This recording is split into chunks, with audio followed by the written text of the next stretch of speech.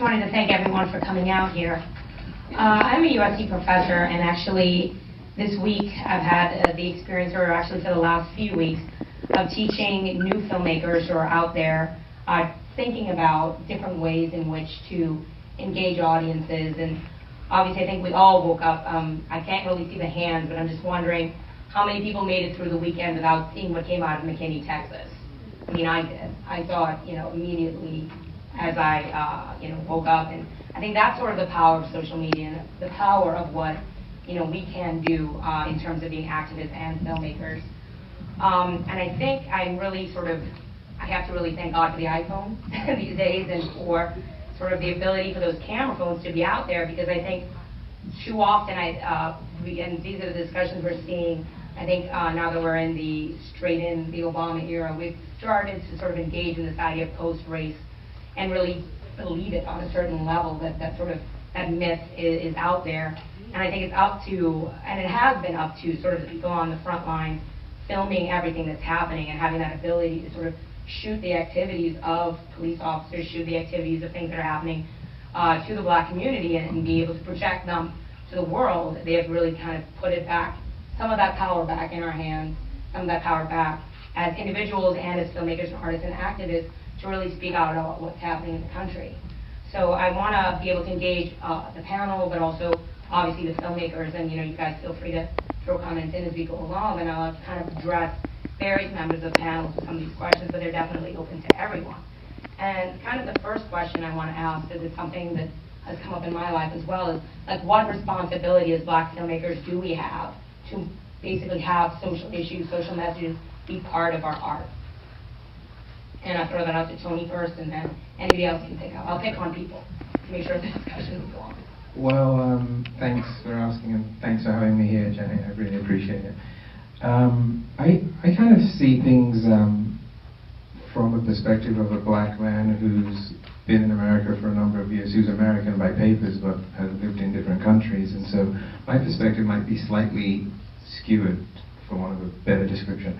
And I was just in Nigeria a couple of weeks ago, and I went to some events, and these kids were talking to each other, and they were using the N-word a lot. And I then sort of thought to myself, where does that come from? And then I was speaking to some people who watch a lot of American films and a lot of images that they pick up, and they were like, yeah, they were just quoting a lot of stereotypes that a lot of the films that are being put out are giving. And so you go to China and people cross the street, and you wonder, oh, they don't even know me, why are they crossing the street? The images are so powerful. They are so powerful. And if as a filmmaker you want to stand alone and do what you do with no social responsibility, that is your call. But it has a ripple effect. The images of hip-hop and music videos, even if you don't put out films, these kids watch every day. And the misogyny and all that stuff, they think that is who we are. Mm-hmm. Because the other stuff doesn't get out. In Hollywood, only 100 films go through the theater system. And of those, we know how many of those where we are depicted in a certain light get through. So the stuff that does get through is normally the stuff of struggle, the stuff of oppression, the stuff which has a place, but is, in my opinion, it's not counterbalanced by just regular stuff.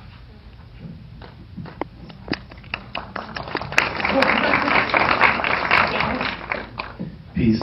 Thank you as well, Jay, for having me here, the LA Film Fest as well. I agree. I feel that art, culture, entertainment is one of America's biggest exports to the rest of the world. And the ways in which we integrate creativity, art, into our work. So, I feel that art for art's sake is whack as hell. That's personal opinion. Only because there's so much more to talk about. There's so much to be inspired by. There's so many things happening currently. Now, I would understand if nobody was being murdered in this country, right? I would understand if nobody was denied access to school. I would understand I just feel like doing art today. But if there's so many other things happening in our society, and as a father as well, having a daughter who's interested in art, I understand now the responsibility that I have as a parent to make sure that the messaging is very clear, right? That she's able to connect her creativity not only to that moment that she's creating, but to someone else in another community that may be suffering. So I feel Black Lives Matter is a space that has been created to dream, to imagine how to build new worlds for the next 50 years, I believe, right? And I feel like art and culture is the vehicle in which we're using to do that.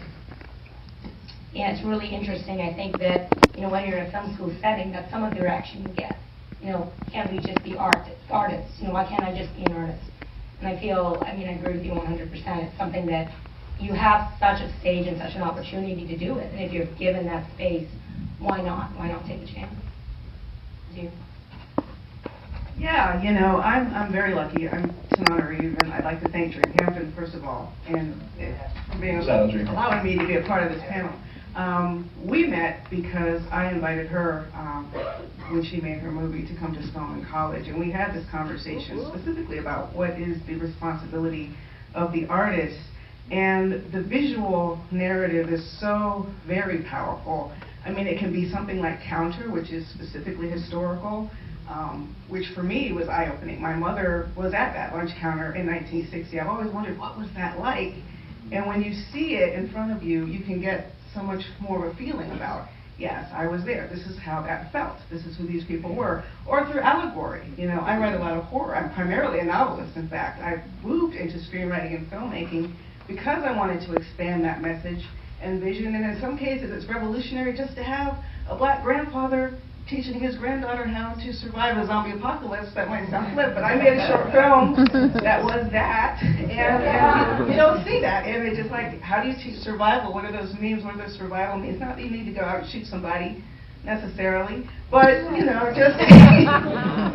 just that we're passing on our information and lineage and that sense of survivalism to our young people and what that looks like. So as an artist myself, I have an 11-year-old son who's almost as tall as I am. I can't afford to just sit quietly and not pay attention because he is the target the police are looking for. So I'm always aware of, okay, how am I depicting Black masculinity in this piece, even if it's not a political piece? Yeah, getting that idea across that every image matters and that there's no throwaway image. It's not just a side character in your film. It's not just that every image actually makes a difference. I think it's something that you're mentioning and that is, so incredibly important. And so to add on to that, that idea of now taking this ability to make these types of shorts, and something that I noticed which was really interesting was that ability to connect. And I think it's something that I think we forget very often is the importance of that history, of the struggles that everyone went through in the 60s, because again, looking at post-race, we're absolutely, engaged in this conversation about, that's in the past. Why do we have to look at that? So seeing kind of the connections that we're able to see in some of the films that we saw on tonight, like Wade in the Water, at times comparing it, obviously, to Question Bridge and the things that we're seeing people have to deal with today, I think are so critical. So my question is, almost for the people who are out on the streets, like Ashley, the activists, what kind of work, is really important for you guys to have out there? What is the most useful thing you can have from the artists and the filmmakers that are out here today? Yeah, definitely. This is for me where it gets a little tricky as like an artist and an activist, right? Because I entirely agree with what Damon said. Like, all art has to be from a place of propaganda of sorts, like the old Elaine Locke argument. Like we know that art has to be political in this moment for it to serve the movement. Now, what that looks like to different artists. That's not something that like movement folks can determine. There are definitely things that are going to hit different people. Just in the 7 films we saw, there are films that are going to not connect with me that may connect with someone else. There's messaging that may skip over my head, but someone else may really grasp that. So we really just need artists to stay true to themselves, stay in their lane. The one thing I can say that's really, really helpful is actually artists being connected. I think that's imperative. I think if you're going to make political art, you should be connected to the politics. That just makes sense to me. So don't make art from a sky-high level without asking, like, what are really, what's moving in this case? Like, how does, what are the actual facts? What's happening now? What does the cause, the search for justice look like? What is the climate before you know, whatever the incident may be, like actually like examining everything, right? Like that a holistic view is really necessary. And then the other thing I want to do is I'm biased as hell. I love Dream Hampton. Like, I met her during the Black Lives Matter ride to Ferguson, and she has just been instrumental for me as far as being a rock and a solid place to really go for political knowledge. And I think in her film about Renisha McBride, We Demand Justice for Renisha McBride is a prime example of something that's current, of something that really hits home, and of someone who has a real political knowledge and a lay of the landscape, right? So in We Demand Justice for Renisha McBride, you're hearing the repetition of Renisha McBride, Renisha McBride, Renisha McBride, right? 2 weeks ago, we just had a national Say Her Name call out to raise the profile about black women in state violence, because oftentimes we are left out of the conversation. I won't go into, you know, how some of the other films did that, but the fact that there is a film out there that is highlighting black women in state violence and even having that repetition of Say Her Name, do not forget the name Renisha McBride, because far too often we're missing, is a prime example of something that could have only come from someone that's an artist but also really familiar with the political landscape. So that's what's needed. As far as from the activist side of my brain, like, we have to have people who are knowledgeable about what they're actually making films about. Exactly. Sorry, and being black just, I mean, I think we saw it in some of the films, but being black does not give you just, like, the inherent knowledge. Right? I just want to put it out there, because people are like, I'm black, I make whatever I want. How about someone from the panel, in terms of sort of either of these questions, sort of being able to engage and sort of thinking politically? Oh, there's one. Okay, great. There's one in front row. Hi, thanks for letting me say a couple of things. But I think that as artists in general, if you're a conscious individual and you happen to, and you are also black or a person of color, I think Paul Bay, he has a statement in one of his books, I think it's Slumberland, where he says sometimes the most revolutionary thing you can do is be yourself.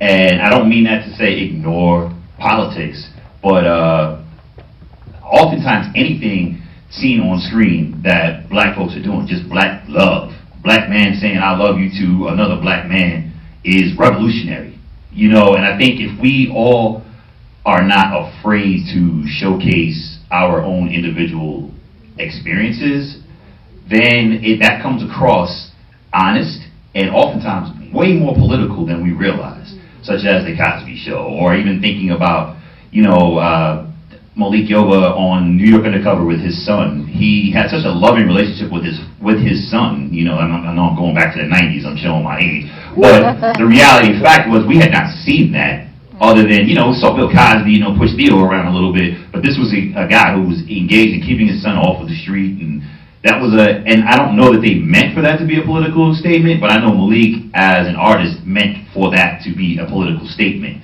And I think as artists, if we express ourselves and don't just consider, you know, what's hip and what's cool or what can be accepted by the rest of the community, that in and of itself, you are putting your voice out there that is political without it only having just a political angle.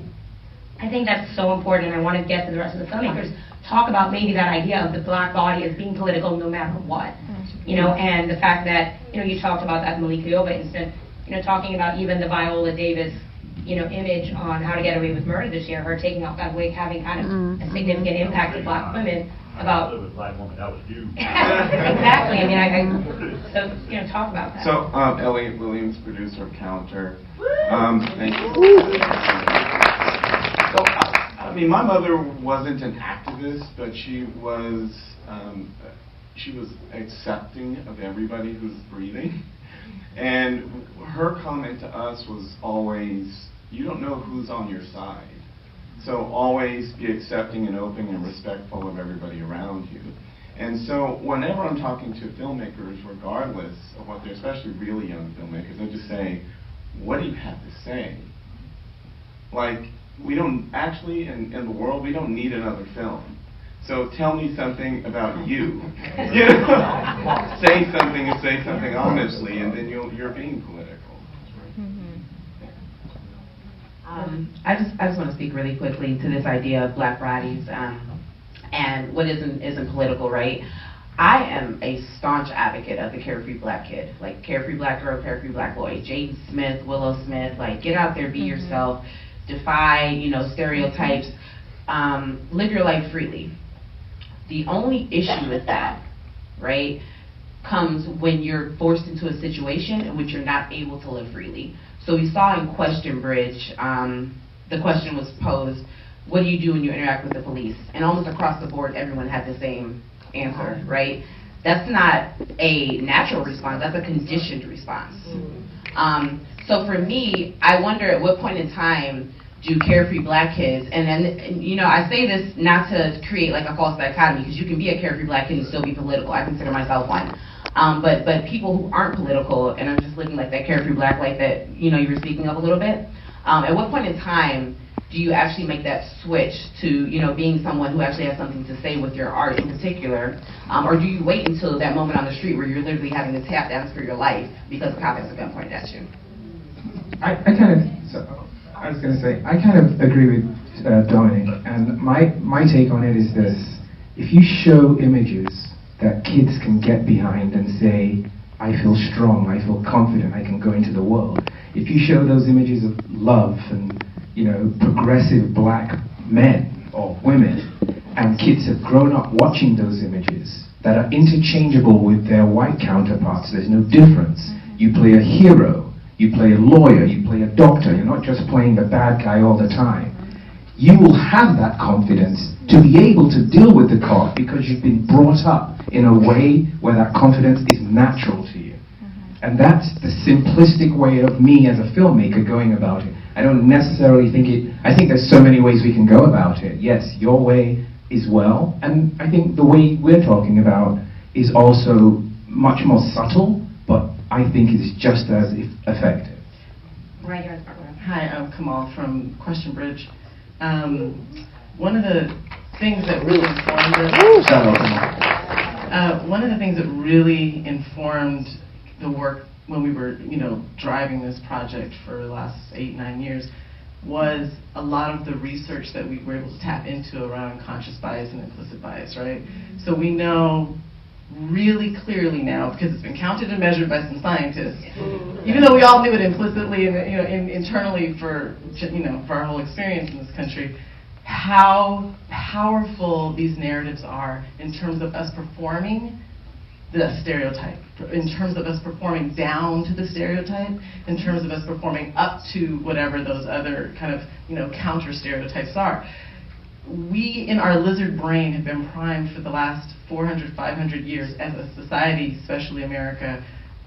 We've been primed with a narrative that has created fear, that has created disruption. It has created a lot of we know the negative stereotypes that we're primed with, and the images to this day continue to cement that into our lizard brain. This is not our conscious brain. If everyone in this room took the implicit association test right now, there would be only 20% of us that could put a positive word with a black face in this room.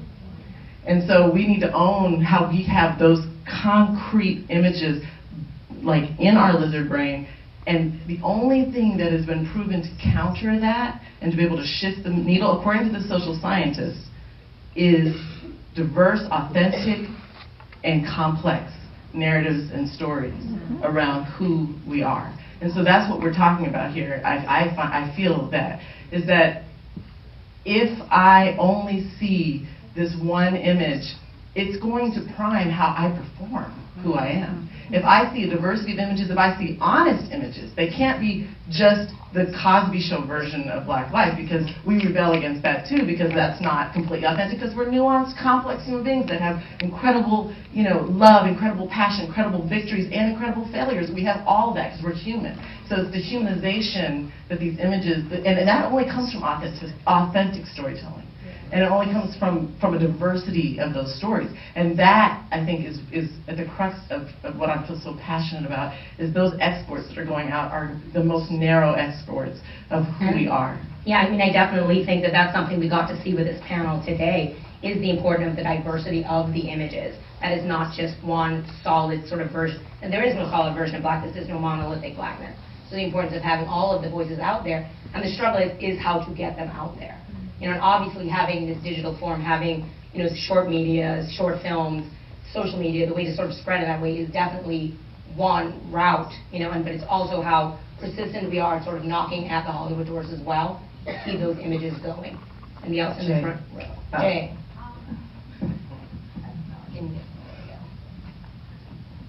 I just wanted to mention, first of all, hopefully everyone can see why we chose sort of the selection of content that we chose, particularly for launch. A lot of this content was created for the web. Some of it is art installations, some of it is traditional media. It all lives in different forms, is intended to be displayed in different forms.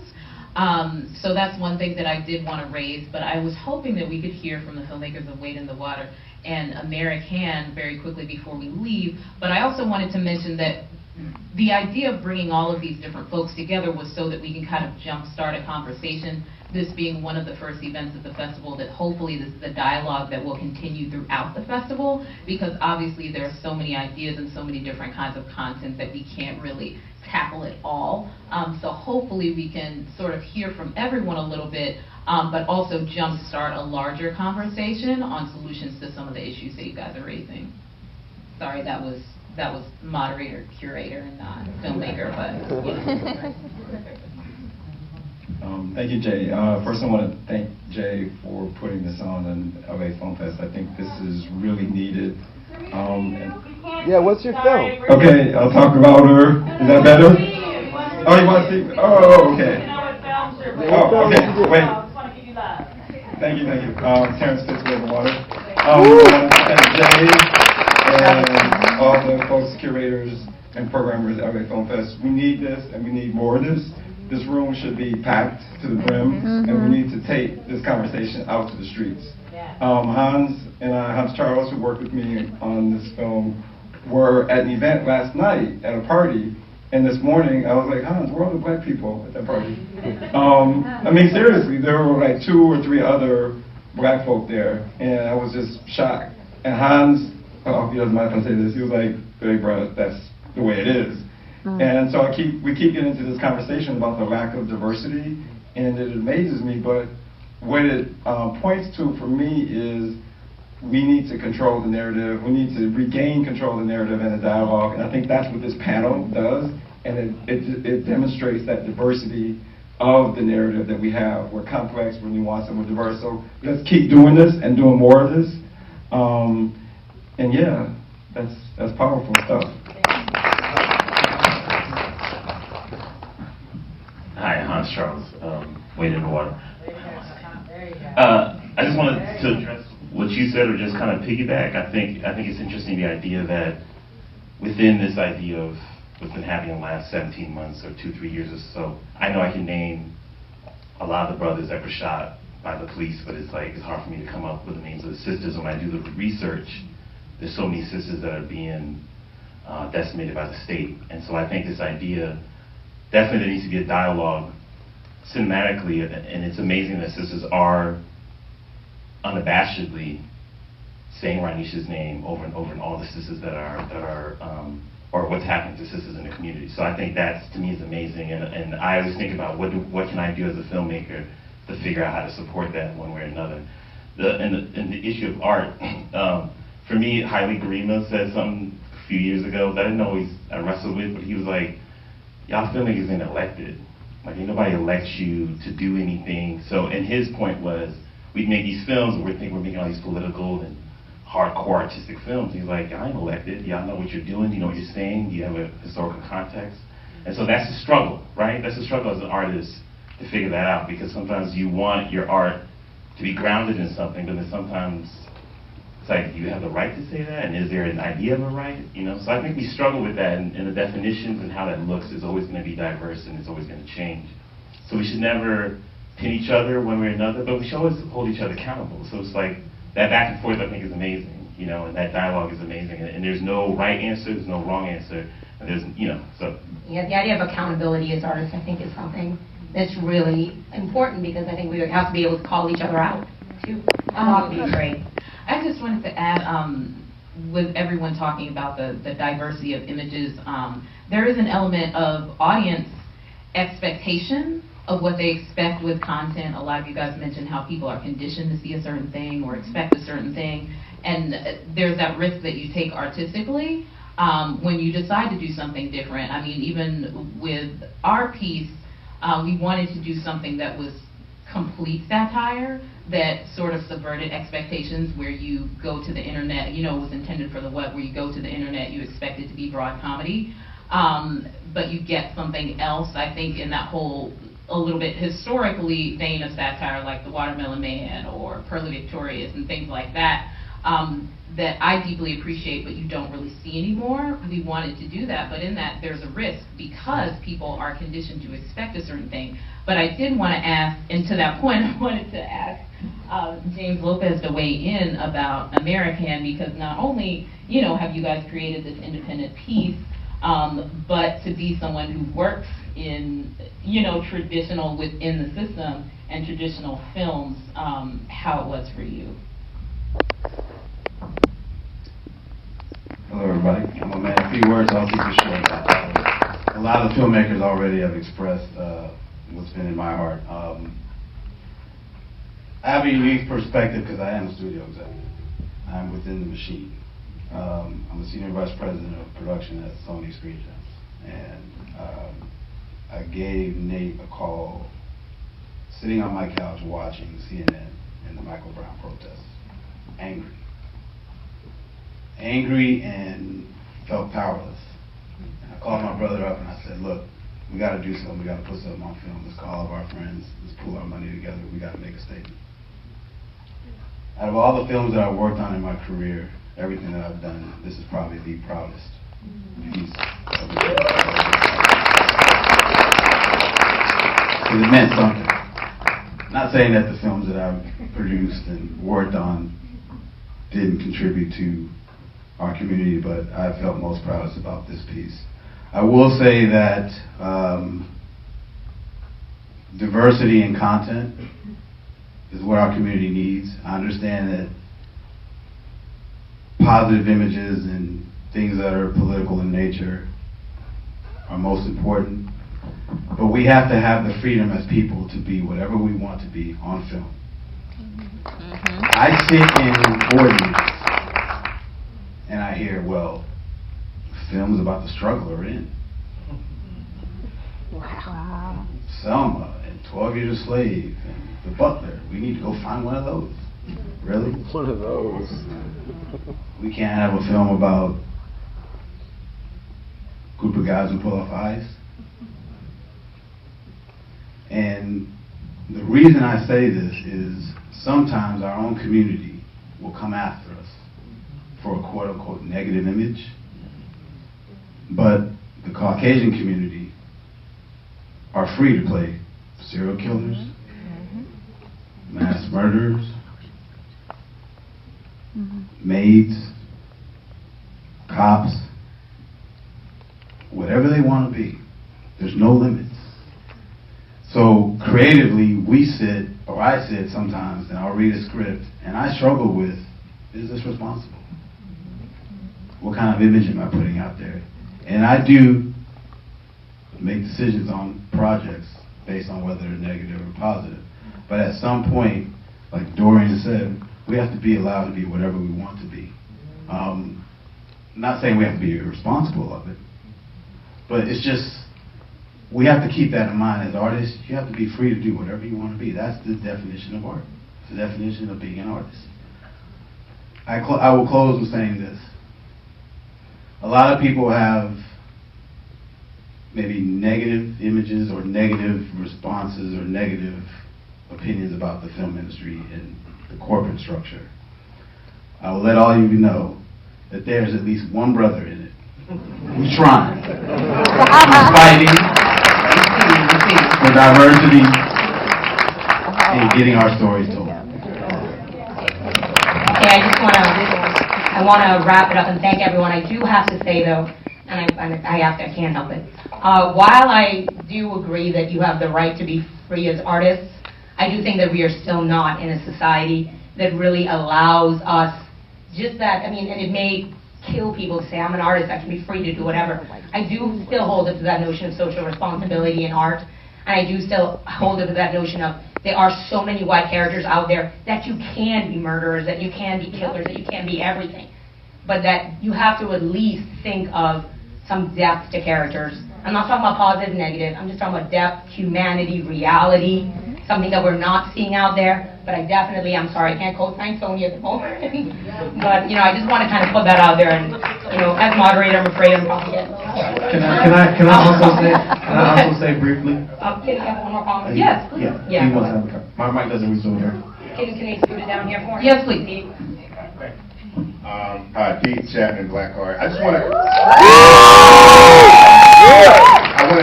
have something operable that we could consider, right? Because I think we've got a conversation about all the things that could and should be happening, but we're not talking on either side about like what that we're going to do. And I think that, you know, first and foremost, if we're making a higher volume of content on our own, the problem begins to go away. That's why I paid a lot of money to make that film, right? And at the same time, though, like we need y'all, right? So like y'all should know, like we're out here, and let us know, like, yo, maybe you should think about this idea, this story. You know what I mean? And like, because I promise you I'm a lot easier to get in touch with them. We're gonna connect. For Right. sure. So we're in these streets. Like, but I just want, you know, I just feel like it's a kind of circuitous thing, and we're all like, just like I'm waiting on actors and editors, like I'm waiting on stories too. You know. My bad. Yeah. So that's all. Agreed. And with that, I'm sorry to cut it short, but we do have to end there. But again, the reason why, first of all, I want to thank Christina Sham, our entire panel, all of our filmmakers, all of our talent.